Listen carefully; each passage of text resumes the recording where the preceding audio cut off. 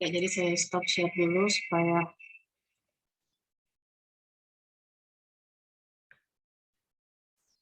ya. Bagaimana kabarnya Pak Dokter Fatul ini? Mohon maaf kami ganggu dulu ini di hari Minggu, Pak. Ya, alhamdulillah sehat walafiat.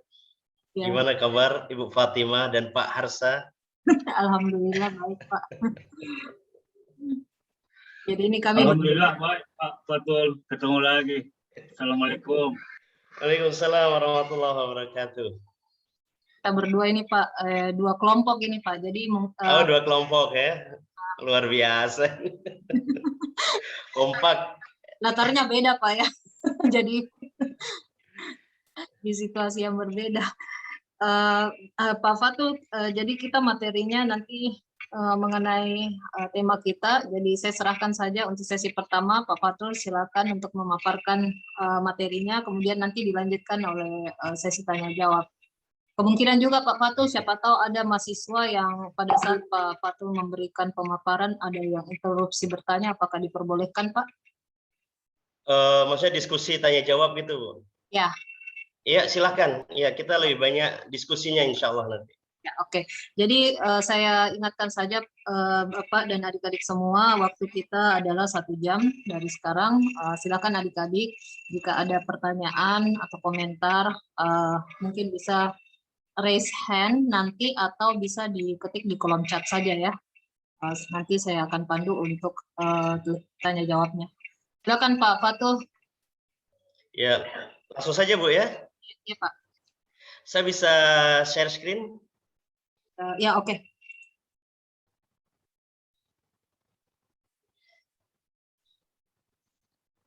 Ya, sebentar.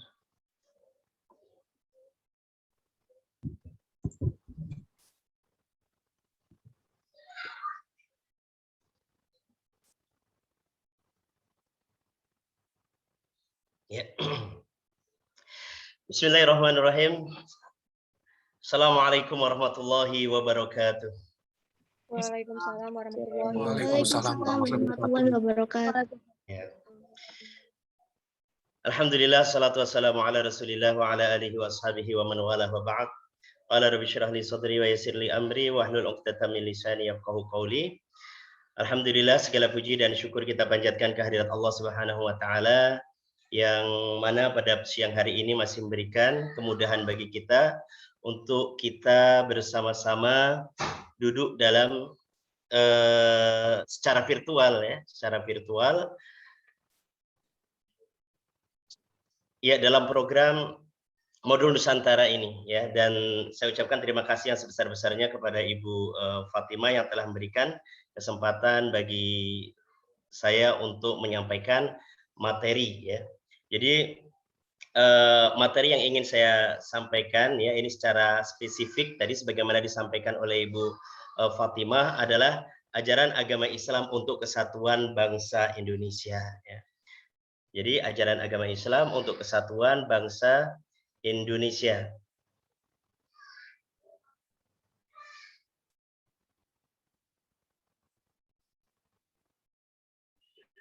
Ya, walaupun tadi disampaikan bahwasanya tema utamanya yaitu literasi keberagaman bagi umat beragama, akan tapi secara spesifik materinya yaitu terkait dengan ajaran agama Islam untuk kesatuan bangsa Indonesia. Sebagaimana kita ketahui bahwasanya mayoritas penduduk Indonesia ini adalah Muslim ya, beragama Islam, dan penting bagi kita untuk mengetahui tentang ajaran agama Islam terkait dengan kesatuan bangsa Indonesia. Dan ketika kita bicara terkait dengan agama Islam, ya tentunya sumber-sumber ajaran inilah yang menjadi dasar untuk penyampaian materi pada siang hari ini.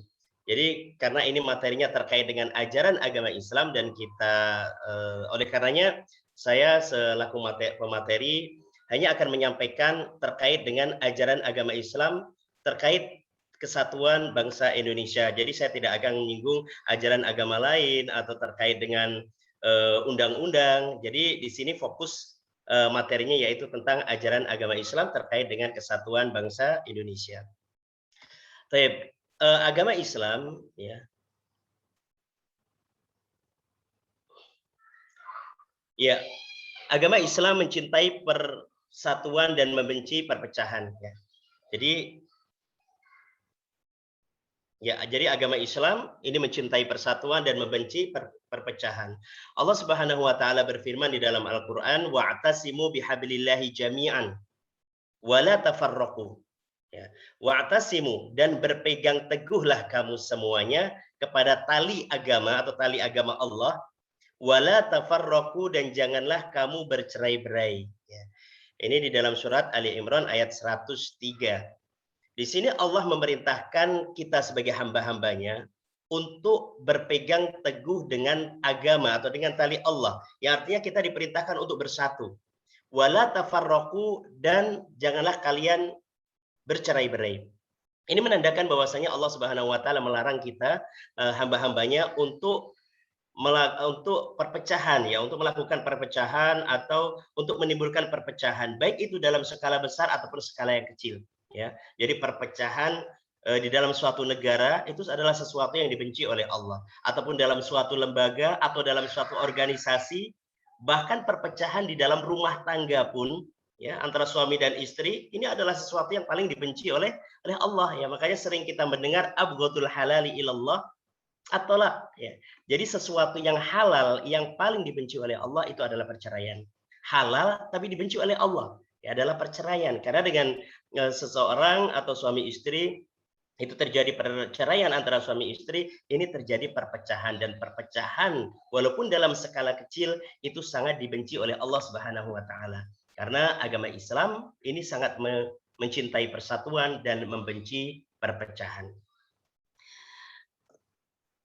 Baik.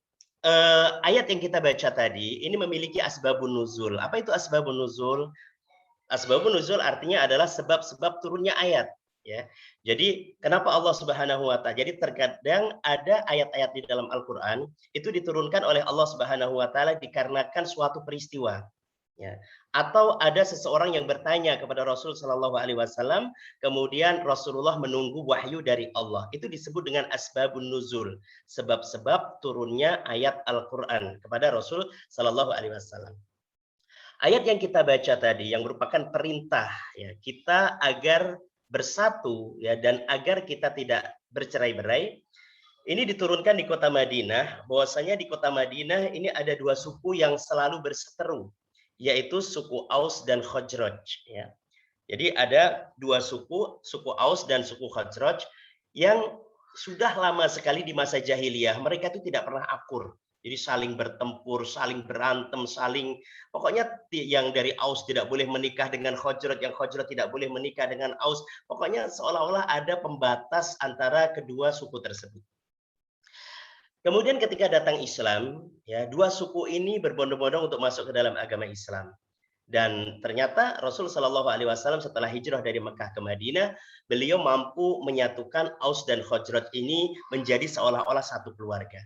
Hingga suatu hari ada seorang Yahudi duduk di antara orang-orang Aus dan Khazraj. Jadi orang-orang Aus dan Khazraj sementara duduk-duduk santai, dan di antara mereka ada orang Yahudi, ya, karena memang di zaman Rasulullah itu orang Yahudi, orang Muslim itu biasa, ya, duduk-duduk santai. Jadi tidak ada penghalang bagi mereka untuk berinteraksi, di dalam kehidupan sehari-hari. Orang-orang Aus dan juga orang Khazraj, dan di situ ada juga orang-orang Yahudi. Ini tiba-tiba orang Yahudi sedang duduk-duduk santai, orang Yahudi membaca syair-syair yang mengingatkan mereka pada masa-masa peperangan, ya. Jadi tiba-tiba berdiri orang Yahudi dan membaca syair, karena orang-orang Arab itu suka sekali bersyair, gitu ya. Jadi membaca syair-syair yang isinya mengingatkan peristiwa-peristiwa ketika Aus dan Khazraj itu perang. Yahudi tersebut memprovokasi mereka semua. Mereka terbawa pada suasana masa lampau, suasana konflik di antara kedua suku tersebut. Mereka pun terprovokasi, terbawa emosi, sampai-sampai mereka saling menghunuskan pedangnya dan hampir saja bertikai. Dan ketika itu datanglah Rasul Shallallahu alaihi wasallam lalu membacakan ayat tersebut, wa'tasimu bihablillahi jami'an wala tafarraqu, ya, bersatulah kalian dengan tali Allah dan janganlah kalian itu bercerai-berai. Kemudian orang-orang Aus dan Khazraj itu mereka sadar akan kesalahan mereka dan mereka pun kembali meletakkan pedang-pedang mereka dan saling berpelukan, ya.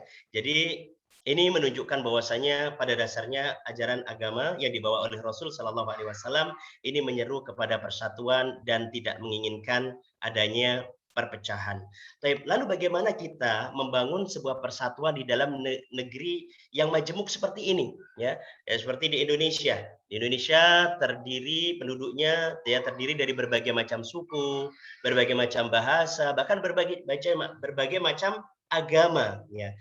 Apakah dengan beraneka ragam suku, budaya, bahasa dan agama ini, apakah ini bisa bersatu? Ya. Di dalam sistem atau di dalam ajaran agama Islam, ya, agama Islam itu bisa hidup dengan dimanapun dan kapanpun, ya. Jadi dengan berbagai macam suku, budaya, agama, ini agama Islam bisa hidup dan bisa bersatu dan bisa damai asalkan ajaran itu dijalankan sesuai dengan ajaran yang dibawa oleh Nabi Shallallahu Alaihi Wasallam. Karena Rasul Shallallahu Alaihi Wasallam, ya, ketika akhir hayatnya itu sudah diturunkan sebuah ayat, ya. Allah Subhanahu wa taala menurunkan sebuah ayat yang berbunyi al-yauma akmaltu lakum dinakum. Hari ini telah aku sempurnakan bagi kalian agama kalian wa atmamtu alaikum ni'mati, dan aku sempurnakan atas kalian nikmatku wa raditu lakumul Islam madina, dan aku ridhai bagi kalian Islam sebagai agama kalian. Jadi ajaran yang dibawa oleh Rasulullah ini adalah ajaran yang sudah sangat sempurna. Apapun yang dibutuhkan oleh manusia untuk kebaikan di dunia ini semuanya ada di dalam Al-Qur'an. Ya, pertanyaan-pertanyaan yang mungkin yang mengganjal di hati manusia, ya, baik itu terkait dengan perkara akhirat, perkara agama ataupun perkara dunia, itu semuanya ada petunjuknya dari Al-Qur'an. Ada isyaratnya dari Al-Quran, tinggal bagaimana kita memahami Al-Quran tersebut, insya Allah kita akan mendapatkan petunjuk. Dan ketika Al-Quran itu dijalankan di dalam kehidupan sehari-hari, maka akan membawa perdamaian dan juga ketentraman di dalam hidup, walaupun kita hidup di tengah-tengah masyarakat yang majemuk, ya, dengan berbagai macam budaya, agama, dan ras dan suku bangsa, ya. Ini di antara contohnya, ya, ayat yang menyeru untuk saling toleran, ya, dengan agama yang lain. Ini adalah yang kita bicarakan di sini adalah ajaran agama Islam. Bahwasanya agama Islam, ya, ini agama yang paling toleran dengan agama yang lain. Sebagaimana firman Allah Subhanahu wa taala, la yanhakumullahu 'anil ladzina lam yuqatilukum fid din. Ya, ini belum sempat saya tulis terjemahannya, ya. Enggak jadi masalah, saya terjemahkan secara lisan saja. Allah berfirman, la yanhakumullah 'anil ladzina lam yuqatilukum fid din. Allah Subhanahu wa taala tidak melarang kalian terhadap orang-orang yang tidak memerangi kalian di dalam agama. Ya. Walam yukhrijukum min diyarikum, dan tidak mengeluarkan kalian dari negeri-negeri kalian. Tidak mengusir kalian dari negeri-negeri kalian. Antabarruhum, untuk berbuat baik kepada mereka, wa tuqsitu ilaihim, dan berbuat adil kepada mereka. Innallaha yuhibbul muqsitin, sesungguhnya Allah mencintai orang-orang yang berbuat adil. Ya. Ini perintah Allah Subhanahu wa taala kepada kita. Jadi Allah tidak melarang kita untuk berbuat baik kepada siapapun, untuk berbuat adil kepada siapapun, selama mereka tidak memerangi umat Islam. Jadi selama orang-orang non-Muslim itu damai dengan umat Islam, tidak memerangi, tidak memusuhi, maka kita diperintahkan untuk berbuat baik kepada mereka dan juga berbuat adil kepada mereka. Ya, jadi ini menandakan bahwasanya ketika terjadi suatu peperangan, ya, ini apabila ayat ini dijalankan di dalam kehidupan, memang akan terjadi perdamaian, ya, ketentraman di dalam kehidupan, ya, ketika masing-masing kita ini menempatkan posisi kita sesuai dengan ajaran kita masing-masing. Karena saya yakin setiap agama itu mengajarkan untuk perdamaian, mengajarkan untuk hidup damai, hidup tentram, dan tidak menyukai adanya peperangan dan juga perpecahan, ya. Bahkan di dalam sebuah hadis, ya, ini hadis yang sangat luar biasa sekali, ya. Rasul Shallallahu Alaihi Wasallam ya, jadi Nabi Muhammad Shallallahu Alaihi Wasallam beliau mengatakan ala man dzalama muahidan. Ketahuilah barang siapa yang menzalimi seorang muahid. Siapa itu muahid? Muahid itu adalah orang-orang non-muslim ya. Orang-orang non-muslim yang masuk ke negeri Islam dengan cara yang damai. Ya. Yang di situ ada perjanjian untuk tidak saling perang, untuk tidak saling permusuhan, ya seperti diplomat-diplomat atau pokoknya orang-orang non-muslim yang masuk ke negeri Islam dengan cara yang damai. Kata Rasulullah, ala man dzalama muahidan. Ketahuilah barang siapa yang mendolimi seorang muahid, ya. Muahid ini non-muslim. Awin taqassahu haqqahu, ya. Atau mengambil haknya.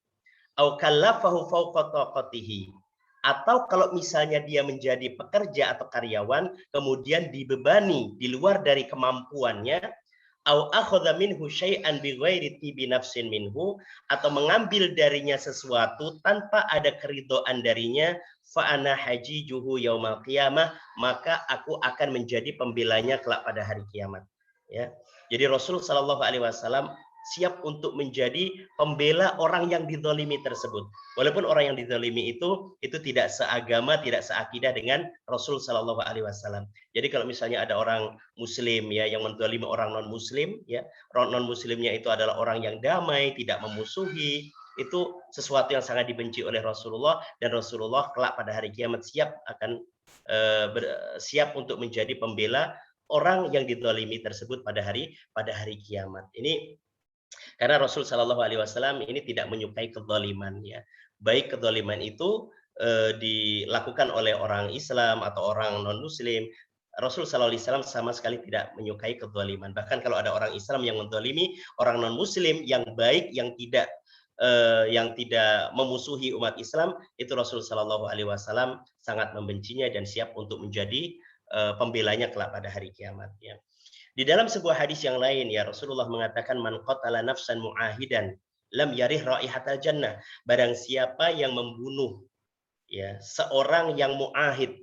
Jadi sekali lagi muahid itu adalah orang-orang non muslim yang masuk ke negeri Islam dengan cara perjanjian yang damai. Ya.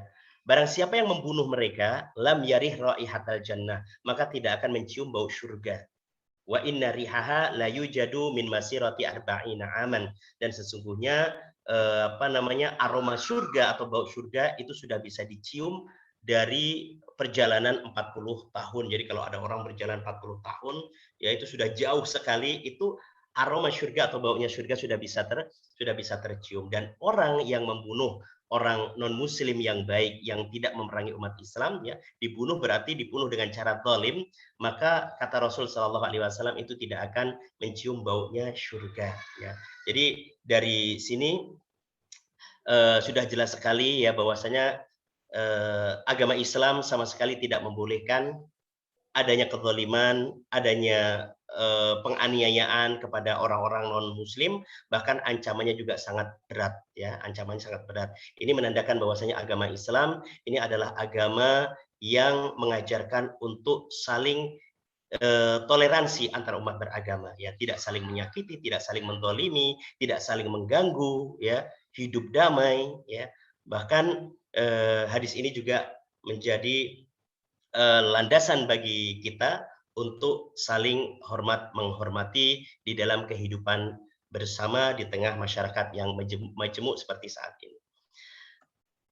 Ini prakteknya di zaman Rasul ya. Jadi ini saya sebutkan beberapa hadis ya karena materi saya ini terkait dengan ajaran agama Islam, oleh karenanya saya ingin memberikan ya informasi-informasi terkait bagaimana sih Rasul Shallallahu Alaihi Wasallam di masa hidup beliau itu berinteraksi dengan orang-orang non Muslim. Di antaranya ya yaitu boleh jual beli, hutang piutang, dan gade menggadai. Jadi Rasul Shallallahu Alaihi Wasallam ketika berada di Madinah itu hidup di tengah orang-orang Yahudi ya, orang-orang non Muslim, orang-orang Yahudi. Beliau biasa melakukan transaksi jual beli, hutang piutang, gade menggadai ya. Bahkan ketika Rasul Shallallahu Alaihi Wasallam itu meninggal dunia, itu baju besinya itu masih berada di tangan atau digadaikan di tangan orang Yahudi. Ya, jadi Rasulullah pernah suatu hari membeli makanan, akan tapi Rasulullah tidak memiliki cukup uang, akhirnya Rasulullah menggadaikan baju besinya ya, sehingga ketika Rasulullah meninggal dunia baju besi tersebut belum ditebus dari orang Yahudi ya. Jadi tidak dilarang orang Muslim berinteraksi dalam masalah bisnis, dalam masalah jual beli dengan orang-orang non Muslim. Boleh juga saling memberi hadiah ya, memberi kado ya, yang tidak berhubungan dengan akidah, keyakinan dan agama ya. Jadi interaksi ini khusus pada batasan-batasan duniawi ya.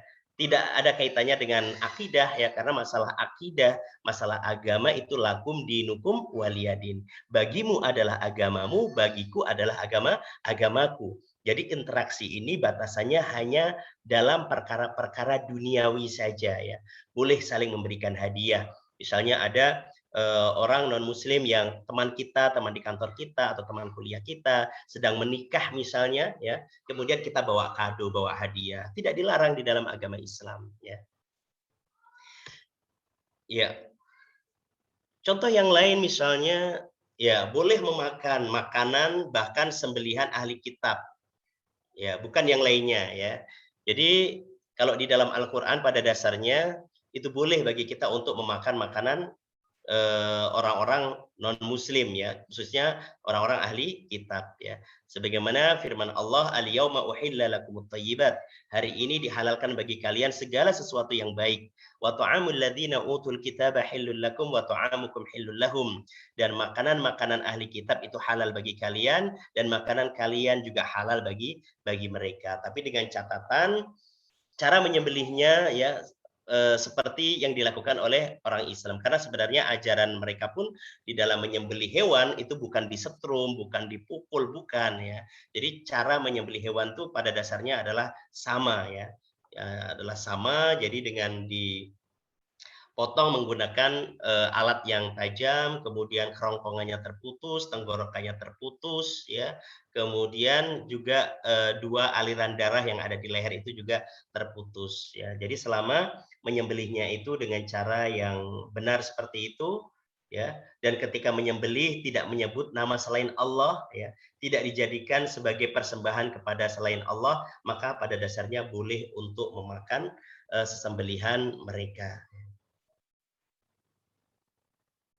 Ya, dan masih banyak contoh-contoh yang lain praktek ya di zaman Rasul Shallallahu Alaihi Wasallam, bagaimana interaksi beliau dengan orang-orang non Muslim ya. Bahkan saling menjenguk juga boleh ya. Jadi kalau misalnya ada tetangganya non Muslim ya, kemudian datang menjenguknya. Kemudian kalau ada orang Islam yang sakit ya, orang non Muslim datang menjenguknya. Bahkan salah satu dari pelayan Rasulullah itu agamanya Yahudi ya. Jadi salah satu pelayan, anak kecil ya, pelayan Rasul Shallallahu Alaihi Wasallam di Madinah itu agamanya masih agama Yahudi ya. Akan tapi sebelum anak kecil tersebut meninggal dunia, dia sudah masuk ke dalam agama Islam. Tapi intinya Rasul Shallallahu Alaihi Wasallam tidak membatasi ya seseorang untuk datang ke rumahnya walaupun beda agamanya, beda keyakinannya ya. Dan masih banyak ya contoh-contoh yang lain ya di dalam kehidupan Rasul Shallallahu Alaihi Wasallam. Juga contohnya misalnya di dalam pernikahan ya. Kalau di dalam agama Islam itu boleh ya, boleh laki-laki Muslim menikah dengan wanita non Muslim, itu dibolehkan ya. Khususnya wanita-wanita ahli kitab ya, Yahudi dan juga Nasrani itu dibolehkan, tapi tidak sebaliknya ya. Tapi tidak sebaliknya, hanya laki-laki Muslim boleh menikah dengan wanita non Muslim. Jadi dari contoh-contoh ini ya kita bisa mengambil kesimpulan bahwasanya ajaran agama Islam ya ini adalah ajaran yang memerintahkan pemeluknya untuk saling menghormati ya, saling menghargai dan saling hidup damai ya di tengah masyarakat, walaupun masyarakatnya itu dari berbagai macam suku, bangsa, budaya dan juga agama, dan tidak dilarang ya di dalam ajaran agama Islam untuk berinteraksi selama di dalam batasan-batasan duniawi tidak terkait dengan agama ya. Karena sekali lagi dalam masalah agama itu masing-masing ya, lakum dinukum waliyadin. Tapi terkait dengan urusan-urusan dunia, urusan bisnis, urusan bantu-membantu, urusan tolong-menolong dalam urusan dunia, ini tidak ada larangan di dalam agama Islam ya. Ini mungkin ini saja ya, Ibu Fatimah ya, yang sebagai pengantar materi, dan untuk selanjutnya mungkin sebaiknya kita lanjutkan dengan diskusi ya.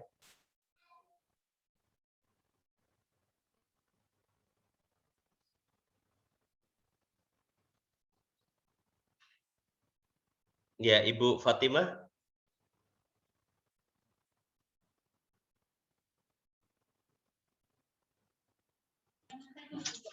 Oke, terima kasih. Sudah selesai ya Pak Fatul? Iya, untuk materi selesai ya. Mungkin diskusi.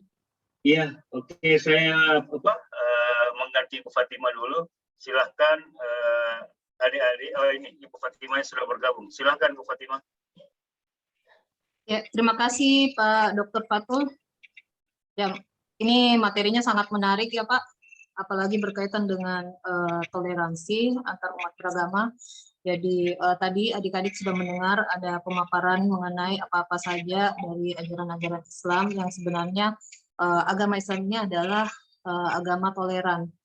Jadi ada perbuatan-perbuatan tadi beberapa yang ditunjukkan oleh Bapak narasumber mengenai hal-hal yang bisa dijadikan toleransi untuk umat beragama yang lain. Selanjutnya kita masuk ke sesi tanya jawab. Saya persilakan dulu adik-adik, siapa yang akan bertanya bisa raise hand atau mengetik pertanyaannya di kolom chat, bukan chat ya. Ya silakan. Ada Adik Fadila Ratisha ya. Ini kayaknya dari kelompok Pak Nur Harsya ya. Silakan Dik. Baik, Assalamualaikum semuanya. Sebelumnya terima kasih untuk kesempatan yang diberikan. Izin bertanya Bapak, sebelumnya saya memperkenalkan diri, saya Fadila Ratisha Putri Anjani dari Universitas Trunojoyo, Madura, Jawa Timur. Nah, dari pemaparan materi tadi, mayoritas penduduk di Indonesia adalah beragama Islam kan Bapak? Nah, dalam kegiatan Nusantara ini, kita juga belajar bersama dari lintas budaya seperti suku, agama, ras, budaya, majemuk. Nah, seperti halnya kegiatan modul Nusantara ini kan ada teman-teman yang lain di sini juga ada yang non-Muslim seperti itu. Nah, pertanyaannya bagaimana menurut Bapak toleransi antara umat-umat beragama di Indonesia ini apakah sudah tergolong berjalan dengan baik atau sebaliknya Bapak? Dan apabila masih belum itu bagaimana sih caranya kita itu sebagai generasi milenial menghargai toleransi keberagaman ini agar tetap menciptakan kerukunan antar umat beragama, ras, suku, dan lainnya itu Pak di Indonesia. Terima kasih. Ya. Saya teruskan saja langsung ke Bapak narasumber, silakan Pak. Baik, ya, terima kasih ya Ibu Fatimah ya. Ya, terima kasih pertanyaannya Adik Fadilah Ratisha ya dari Madura ya. Universitas saya di Madura, tapi rumah saya di Trenggalek, Pak. Oh jauh iya sih, ya. Ya. Ya, jadi Tapi tetap kuliahnya di Madura ya. Okay. Bagaimana pandangan terkait dengan toleransi antar umat beragama di Indonesia saat ini ya? Itu intinya ya. Ya, sebenarnya kalau kita lihat toleransi yang ada di Indonesia ini sebenarnya sudah cukup bagus ya. Sudah cukup bagus ya, di mana kita melihat antara di berbagai macam daerah itu antara yang muslim dengan non muslim itu bisa hidup berdampingan, bahkan dalam satu keluarga yang ada beda agama itu bisa saling menghargai, bisa saling menghormati ya. Adapun kasus-kasus yang nampak di permukaan yang sempat viral terkait dengan adanya orang-orang yang ingin menghancurkan atau merusak toleransi antar umat beragama di Indonesia, ini sebenarnya adalah orang-orang yang sebenarnya kurang mengamalkan ajaran agamanya masing-masing, ya. Karena ajaran agama, misalnya ajaran agama Islam, apabila itu diterapkan di dalam kehidupan, itu tidak akan ada saling menyakiti, tidak akan ada orang-orang yang tidak toleran dengan agama yang lain. Makanya kalau misalnya kita dapati misalnya ada pengerusakan di masjid, ada pengerusakan di gereja misalnya, ada bom di mana-mana ya. Itu pada dasarnya adalah orang-orang yang tidak menerapkan ajaran agama. Ajaran setiap agama pasti mengajarkan untuk hidup damai ya di tengah-tengah masyarakat ya, saling menghormati ya. Coba kalau kita lihat misalnya pernah suatu hari ada seorang sahabat ya yang memiliki tetangga orang Yahudi. Kemudian sahabat tersebut ketika pulang ke rumahnya, dia dapati keluarganya itu sedang masak ya, sedang makan besar lah ya. Jadi menyembelih kambing atau unta, kemudian dimasak, lalu dia datang dan mengatakan, "Ahdaita li jarinal Yahudi, apakah engkau sudah memberikan bagian dari makanan ini kepada tetangga kita orang Yahudi?" Ya, kemudian dia mengatakan Rasul Shallallahu Alaihi Wasallam pernah mengatakan, la yazalu Jibrilu yusini bil jari hatta dhanantu annahu sayuwarrisuhu. Jadi hampir setiap hari Jibril itu datang kepadaku, ini kata Rasulullah ya, hampir setiap hari malaikat Jibril datang kepadaku berwasiat agar aku berbuat baik kepada tetanggaku, baik itu tetangga muslim ataupun tetangga non muslim ya. Jadi apabila ajaran agama Islam ini diterapkan di dalam kehidupan sehari-hari, yakin tidak akan ada saling mengganggu, saling menyakiti walaupun dengan orang-orang non muslim. Begitu juga agama yang lain ya, yang pastinya mengajarkan untuk saling memberikan kasih sayang, menghormati, memuliakan walaupun dengan orang yang berbeda keyakinan dengan orang tersebut ya. Jadi kalau misalnya apa solusinya ini ketika terhadap orang-orang yang intoleran ya terhadap agama yang lain, ya solusinya sebenarnya adalah kembali kepada agama ya, belajar agama, kembali kepada agama dan diterapkan ajaran agama tersebut di dalam kehidupan sehari-hari. Jadi sebenarnya masalahnya cuma satu. Jadi orang-orang yang tidak bisa toleransi terhadap orang lain itu adalah orang yang tidak menerapkan agama di dalam kehidupan sehari-hari. Ya, karena ayat-ayat Al-Quran dan juga ajaran Rasul Shallallahu Alaihi Wasallam mengajarkan kita untuk saling menghormati, saling berdamai ya dengan siapapun, walaupun dengan orang-orang yang tidak dengan orang-orang yang tidak seakidah dengan kita. Ya, mungkin ada lagi. Terima kasih atas penjelasannya. Pak Fatul, mungkin Fadila masih ada yang ingin disampaikan? Sudah Bapak, insya Allah. Terima kasih atas jawabannya Bapak Fatul. Ya, Oke, terima kasih Fadila. Kemudian masih ada lagi pertanyaan terkait materi dari Pak Fatul ini. Mungkin ada yang lain dari kelompok Ibu Fatimah mungkin. Silakan deh. Ini satu kelompok berapa jumlahnya Pak Arsul? Kalau jumlahnya 20 per DPL Pak Fatul. Cuman ada yang dari awal tidak aktif. Jadi rata-rata sekitar 15-an per kelompok. Oh begitu. Iya. Iya. Tidak aktif berarti tidak aktif bukan Dari hanya awal, di modul iya. dari awal ya. Oh Dari iya. awal memang sudah tidak aktif. Kemudian ada juga yang tidak aktif per sesi. Jadi pas kegiatan ini mungkin dia juga mereka juga ada kegiatan yang lain sehingga belum bisa bergabung. Tapi intinya itu per DPL dosen pembimbing itu 20 orang, Pak. 20 orang ya. Iya. Dan untuk modul Nusantara ini memang selalu dilaksanakan di hari libur ya? Sebenarnya kalau kan ada 3 kegiatan Pak Fatul, ada kebinekaan, ada inspirasi, ada refleksi.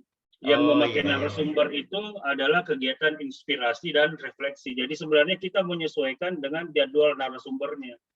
Kalau begitu. Kebinekaan mungkin bisa saja kapan saja Pak bisa dilaksanakan seperti itu. Iya, Masya Allah. Iya. Bagaimana adik-adik? Siapa lagi yang ingin bertanya? Ayo. Ya, Ini mungkin ada yang ingin ditambahkan, ya, bukan disampaikan. bertanya atau berkomentar mungkin ya, Ya, itu ada itu dari Pak unek-uneknya. Fatul. Ya, silahkan terkait dengan materinya. Karena masalah toleransi ini sebenarnya masalah yang ya agak sensitif kalau disampaikan di Betul tengah. Pak, betul Pak, karena kan Ya, pesertanya juga ini ada beberapa juga yang istilahnya non Muslim, sehingga harus mengetahui bahwa seperti inilah Islam itu. Ini ada Vina, yes, silakan Vina. Vina. Ini dari kelompok saya juga Pak Fatul. Silakan Dek. Oh ya. Assalamualaikum warahmatullahi wabarakatuh. Waalaikumsalam warahmatullahi Waalaikumsalam wabarakatuh. warahmatullahi wabarakatuh. Sebelumnya saya izin perkenalkan diri Pak. Nama saya Vina Lydia Reskiana, berasal dari Universitas Syahkuala Aceh.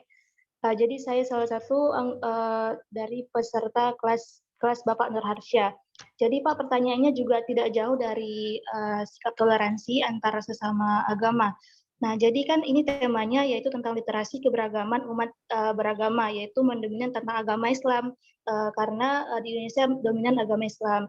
Nah, jadi kita lihat saja Pak contoh yang sering terjadi, misalnya bagaimana jika seorang Muslim ikut memberikan ucapan selamat atau bahkan ikut merayakan misalnya di hari Natal atau ikut turut datang di hari duka oleh agama yang berbeda.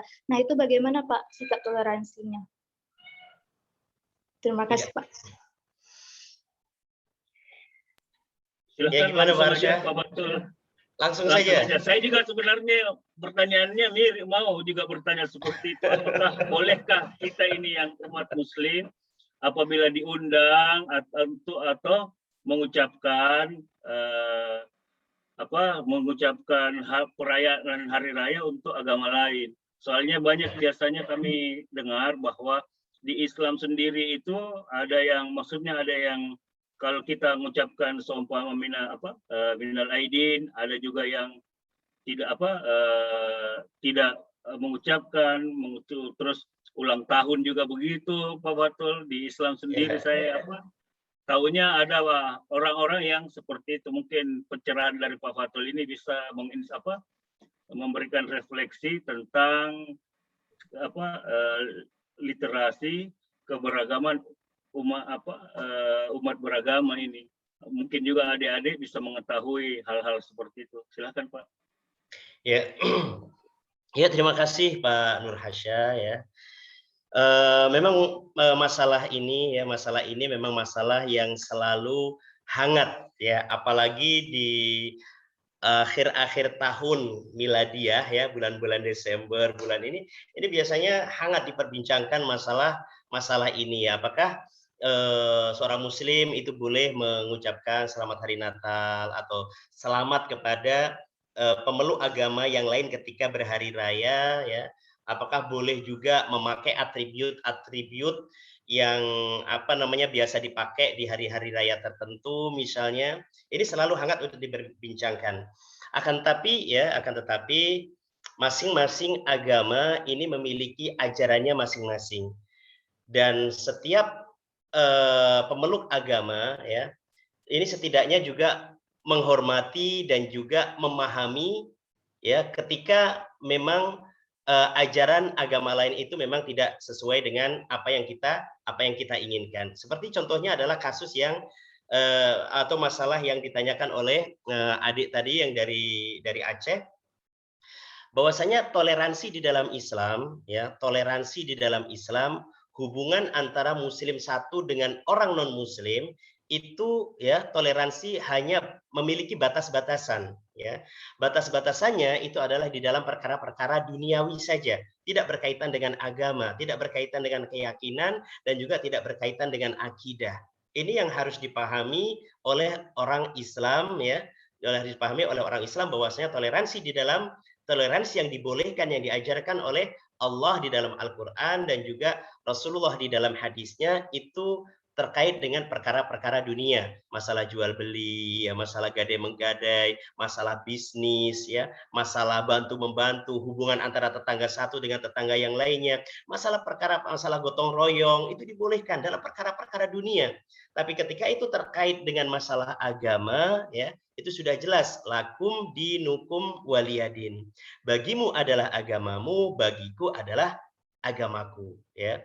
Jadi toleransi di dalam agama Islam itu khusus terkait dengan perkara-perkara duniawi saja. Lalu bagaimana jika misalnya seorang muslim? Jadi ketika kita sudah memahami hal tersebut, bahwasanya toleransi di dalam Islam hanya terkait dengan batasannya hanya perkara-perkara dunia dan tidak boleh masuk ke masalah-masalah agama. Lalu bagaimana jika misalnya seorang muslim mengucapkan selamat hari raya, selamat tahun baru, selamat hari Natal, selamat nyepi dan lain sebagainya dengan pemeluk agama yang lain, apakah itu dibolehkan, ya? Para ulama mengatakan, ya, setiap agama ini memiliki hari raya. Setiap agama apapun pasti memiliki hari raya. Dan hari raya itu merupakan bagian terpenting setiap agama. Oleh karenanya ketika kita memahami bahwasanya hari raya agama tertentu itu terkait dengan agama, ya, terkait dengan akidah, terkait dengan ajaran yang penting di dalam agama tertentu, maka para ulama mengatakan tidak boleh bagi seorang muslim untuk memberikan seperti ucapan-ucapan tersebut kepada non muslim, karena ketika seorang muslim memberikan misalnya ucapan selamat dan lain sebagainya, itu menurut keterangan para ulama itu sama dengan istilahnya kita ikut merayakannya, ikut ridho terhadap agama tersebut, ya. Karena ya jadi itu, ya, dan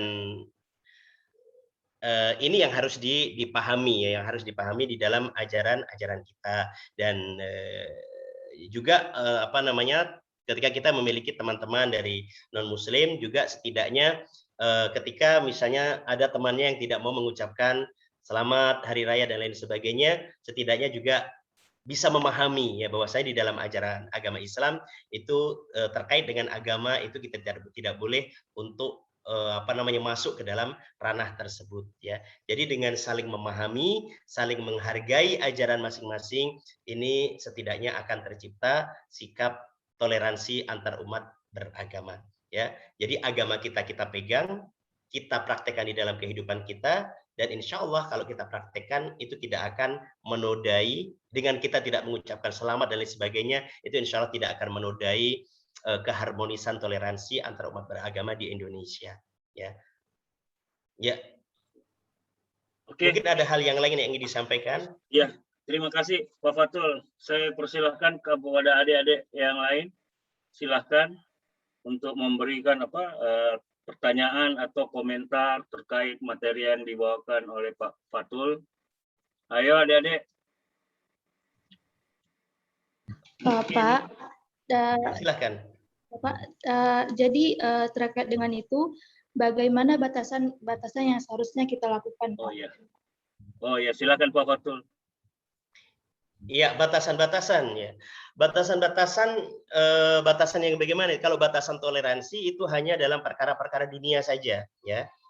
Jadi masalah jual beli, masalah bantu membantu, boleh misalnya seorang muslim punya karyawan non muslim atau sebaliknya, ya. Seorang muslim boleh juga bekerja di tempat non muslim. Pokoknya perkara-perkara terkait dunia itu adalah batasan-batasannya. Ya, intinya terkait dengan perkara-perkara dunia yang tidak ada kaitannya dengan agama, keyakinan, akidah, ya, itu boleh kita untuk berinteraksi dengan orang non muslim, ya. Tapi masalah agama jelas lakum dinukum waliyadin. Jadi batasan-batasannya pada hal tersebut. Ya, bagaimana Dek Vina? Baik, terima kasih Pak atas penjelasannya. Ya. Oke, terima kasih Pak Fatul. Kemudian ada Muhammad Jumantoro. Ini mungkin dari mahasiswa Ibu Fatimah. Silakan Dek. Ya, betul sekali Pak. Terima kasih sebelumnya. Mohon maaf izin bertanya kepada Bapak Fathul Ulum Pak, ya. Ya, silakan. Terkait toleransi. Sebetulnya yang saya ketahui di dalam Islam pun sesama Islam pun kita harus bertoleransi karena ada beberapa perbedaan-perbedaan yang saya ketahui mengenai perbedaan mazhab dan golongan dan lain sebagainya. Sering sekali terjadi di tengah-tengah masyarakat ada beberapa golongan yang bisa dikatakan tidak menerima suatu pendapat atau perilaku beragama yang dianut oleh golongan lain, seperti itu Pak. Nah, bagaimana sikap kita sebagai pemuda atau sebagai mahasiswa menyikapi hal tersebut? Dikarenakan pada dasarnya dalam Islam pun kita diajarkan untuk yang berbeda agama pun kita harus tetap toleransi. Apalagi terkait yang sesama agama yang hanya berbeda dalam pandangan dalam syariat mungkin, seperti itu Pak. Jadi bagaimana sikap kita sebagai mahasiswa atau sebagai pemuda menyikapi hal tersebut dan bagaimana kita memberikan pemahaman kepada teman kita atau orang lain yang mungkin memiliki pemahaman seperti itu, yang merasa bahwa hanya satu golongan ini yang benar dan yang lainnya itu tidak benar, seperti itu Pak. Mungkin itu saja Pak, terima kasih sebelumnya. Ya. Baik, langsung Pak ini. Ya, terima kasih pertanyaannya Muhammad Jumantoro. Dari mana Muhammad? Saya dari Universitas PGRI Palembang Pak, dari Palembang Pak. Dari Palembang, Masya Allah ya, jauh ya. Tetangga dengan saya dari Lampung. Oh, Masya Allah Pak. Ya, kembali ke pertanyaannya ya. Ini perbedaan antar umat Islam ya. Kita tahu bahwasanya umat Islam ini juga banyak sekali kelompok-kelompoknya ya, jamaah-jamaahnya, dan itu adalah sesuatu yang memang tidak bisa dihindari. Dan memang sesuatu yang sudah diketahui oleh Nabi Muhammad SAW semasa beliau itu masih hidup. Jadi Rasulullah pada zaman Rasulullah, Islam itu hanya satu, belum terpecah belah. Tapi beliau tahu bahwasanya umat Islam itu nanti akan bermadhab-madhab, akan berkelompok-kelompok, akan berfirqah-firqah ya. Makanya beliau mengatakan, "Sataftariqu hadhil ummah ila salasin wa sab'ina firqah." Jadi umat ini itu akan terpecah menjadi 73 golongan. Ini umat Islam saja ya. Ini dikatakan oleh Rasulullah. Ya, jadi umat Islam sendiri akan terpecah menjadi 73 golongan. Ya. Dan sebagaimana tadi disampaikan, ya memang ada sebagian golongan itu yang tidak menerima perbedaan, ya, yang berkeyakinan bahwasanya hanya kelompoknya lah yang paling benar, hanya kelompoknya lah yang paling selamat, ya. Dan tapi Nabi Shallallahu Alaihi Wasallam tidak mengatakan siapa kelompok tertentu yang dari 73 golongan itu hanya satu yang benar sebenarnya. Hanya satu yang benar. Tapi Rasulullah tidak menjustis siapakah itu yang benar. Jadi yang benar itu adalah setiap kelompok yang mengikuti, kan para sahabat bertanya, ya Rasulullah manhum, ya Rasulullah siapakah satu kelompok yang benar itu, yang selamat itu? Lalu Rasulullah mengatakan, maka alaihi ana wa ashabi. Jadi kelompok yang berpegang teguh dengan ajaranku dan juga ajaran para sahabatku. Jadi hanya menyebutkan sifatnya saja. Tidak menyebutkan kelompok si A, kelompok si B, kelompok si C. Yang artinya kelompok manapun itu, siapapun itu orangnya, ketika agamanya itu dibangun dengan landasan ajaran Rasul Shallallahu Alaihi Wasallam, yaitu Al-Quran dan Sunnah, maka insya Allah dia akan menjadi kelompok yang selamat yang dikabarkan oleh Nabi Shallallahu Alaihi Wasallam tersebut. Ya, jadi tidak boleh bagi seorang untuk mengklaim kelompoknya yang paling benar, yang lainnya itu tidak benar, ya. Pokoknya kelompok manapun, siapapun itu orangnya, yang melandasi ajaran agamanya itu dengan landasan ajaran Rasulullah SAW, maka dia sudah masuk ke dalam kelompok yang selamat yang dikabarkan oleh Nabi SAW. Lalu bagaimana kita menyikapi, ya, ketika kita dapati perbedaan pendapat dalam suatu masalah? Kan banyak sekali, ya. Ini antar umat Islam, antar madhab satu dengan madhab yang lainnya. Ya, perbedaan masalah sholat saja, satu kunut tidak kunut, ya, satu kalau tarawih itu 23 rakaat, yang satunya 11 rakaat. Jadi masalah perbedaan-perbedaan seperti itu kadang terjadi ketidakharmonisan di dalam hubungan, saling menyalahkan, saling mengaku paling benar dan lain sebagainya. Bagaimana sikap kita? Sikap kita ya, yang pertama yang harus kita yakini bahwasanya kita melakukan apa yang kita lakukan itu harus kita yakini adalah sesuatu yang benar, yang artinya berlandaskan kepada dalil yang sahih ya. Jadi ketika kita mengikuti, ini kan banyak pendapat nih, ya banyak pendapat di dalam Islam. Ya, kita mau ngambil satu, ya nggak mungkin kita akan melaksanakan semua. Kita mau ngambil satu pendapat, tapi harus dipastikan pendapat yang kita ambil ini harus benar-benar memiliki dalil yang jelas. Ada ayat Al-Quran yang menjelaskannya, ada hadis Nabi Shallallahu Alaihi Wasallam yang menjelaskannya, ya. Sehingga apa yang akan kita praktekkan di dalam kehidupan keberagamaan kita ini memang sesuatu yang memiliki dasar di dalam agama kita ya. Kemudian itu yang pertama ya. Yang pertama kita harus mengambil pendapat yang memang sesuai dengan yang memiliki dasar yang jelas, yaitu berdasarkan Al-Qur'an dan hadis Nabi Shallallahu Alaihi Wasallam. Kemudian setelah kita mendapati pendapat tersebut, lalu bagaimana sikap kita dengan orang-orang yang berseberangan dengan kita? Ya, kita lihat kalau misalnya mereka itu termasuk orang yang hanya ikut-ikutan saja, misalnya hanya ikut-ikutan, ya tidak apa yang ia lakukan tidak berdasarkan ilmu yang jelas, ya nggak jadi masalah kita jelaskan kepada mereka ini loh yang benar, ya karena ada ayat Al-Quran seperti ini, ada perintah dari hadis Nabi Shallallahu Alaihi Wasallam seperti ini. Tapi kalau ternyata mereka juga orang yang sama-sama belajar dan ternyata mengikuti salah satu madhab, ya kita saling menghormati, ya kita saling menghormati. Kayak sekarang salah satu contohnya yang sekarang lagi rame, masalah maulidan ya. Masalah maulid. Ini kan sekarang lagi rame ya. Dimanapun kalian berada itu biasanya ada pro dan kontra terkait dengan perayaan maulid ya. Ada yang merayakan perayaan maulid ya. Ada yang tidak bermaulid ya. Bahkan di dalam satu masjid ada juga yang pro dan kontra, sehingga menjadikan hubungan antar jamaah itu tidak harmonis.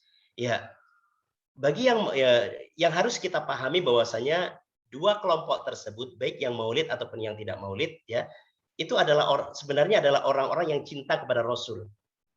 Ya, yang maulid, kenapa dia mengadakan maulid? Ya, karena dia ingin merayakan di hari kelahiran Rasul. Berarti orang cinta kepada Rasul, ingin bergembira di hari kelahiran Rasul.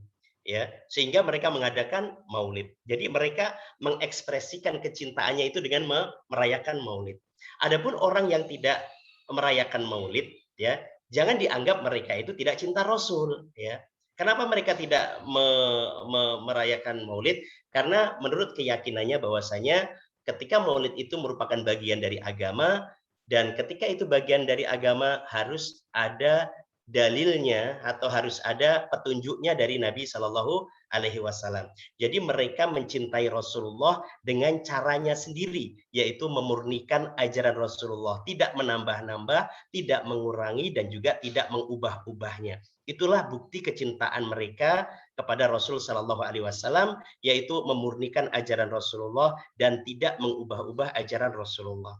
Ya, jadi bagaimana sikap kita ketika kita mendapati hal tersebut? Ya, kita saling mampu menjaga sikap kita. Ya, saudara kita yang ingin merayakan Maulid, silahkan. Ya, kalau kita tidak ikut, kalau kita berkeyakinan kita tidak ingin ikut Maulid, ya kita nggak usah ikut Maulid. Ya, silahkan yang mau mengekspresikan kecintaannya kepada Rasulullah dengan Maulid, silahkan. Ya, tapi yang tidak bermaulid, ya tidak usah istilahnya mengeluarkan kata-kata yang tidak baik, ya, atau menyebut orang-orang yang maulid sebagai apa gitu ya, tidak usah ya. Dan juga orang yang melaksanakan maulid misalnya itu tidak boleh mengatakan orang yang tidak bermaulid itu tidak cinta kepada Rasul, ya, karena memang para sahabat, para tabiin, para imam-imam itu adalah orang-orang yang cinta kepada Rasulullah, tapi mereka pun tidak mengadakan maulid. Ya, jadi dalam perbedaan-perbedaan di dalam tubuh umat Islam sendiri pun, ketika kita mampu untuk menempatkan sikap kita dengan tepat, itu insya Allah hubungan antara satu dengan yang lainnya, antara kelompok satu dengan kelompok yang lainnya pun itu bisa dijaga dengan baik. Ya, Yang penting kita beragama menurut keyakinan kita, dan keyakinan kita juga harus dibangun di atas dasar ajaran agama Islam, yaitu Al-Quran dan juga hadis Nabi Shallallahu Alaihi Wasallam. Ya, jadi seperti itu ya. Allahu Ta'ala alam. Ya, Muhammad Jumantoro mungkin ada. Ya, terima kasih Pak Fatul. Mungkin masih ada tambahan dari Muhammad Jumantoro. Bagaimana, Dek? Ya Pak, sudah sangat demokratis sekali. Terima kasih Pak Fatul Ulum sebelumnya. Oke. Terima kasih ya Muhammad Jumantoro atas pertanyaan dan komentarnya terkait materi. Jadi saya rasa sudah cukup Pak ya? Ya, waktu juga Pak Fatul ini kayaknya sudah lewat ini. Saya minta terima kasih atas waktunya Bapak. Mungkin ada closing statement dari Bu Fatimah, silahkan. Terima kasih Bapak narasumber. Ini alhamdulillah sudah diberikan pencerahan ya kepada adik-adik semua, Pak. Terima kasih atas waktunya. Adik-adik semua, terima kasih atas partisipasi dan kehadirannya. Saya harap adik-adik ini sudah menambah pengetahuannya dan sudah paham mengenai bagaimana pemaparan dari poin tema kita hari ini. Untuk selanjutnya kita akan tutup saja dulu pertemuan ini. Kembali lagi saya mengucapkan terima kasih banyak untuk Bapak narasumber kita atas waktunya. Ini di hari libur, Bapak narasumber ini sempat menyempatkan ya waktunya untuk memberikan kegiatan refleksi untuk modul Nusantara kita. Terima kasih juga kehadirannya adik-adik semua dan juga partisipasinya. Baik, saya akhiri pertemuan refleksi ini dengan mengucapkan Waalaikumsalam warahmatullahi wabarakatuh. Waalaikumsalam warahmatullahi wabarakatuh. Waalaikumsalam warahmatullahi wabarakatuh. Ya, terima kasih Bu Fatimah, Pak Khair, Pak Nur Harsha. Iya, siap Pak Fatul. Ya, saya izin live Pak ya. Iya, silakan Pak. Ya, saya kepada adik-adik yang tidak dapat mengisi presensi yang di bawah bimbingan saya, bisa mengisi absen di kolom chat Zoom sebelum live. Saya lihat tadi ada siapa, Ulfa, belum tidak bisa mengisi di presensi. Silakan mengisi absensi di chat Zoom saja. Oke, itu saja dari saya, Bu Fatimah.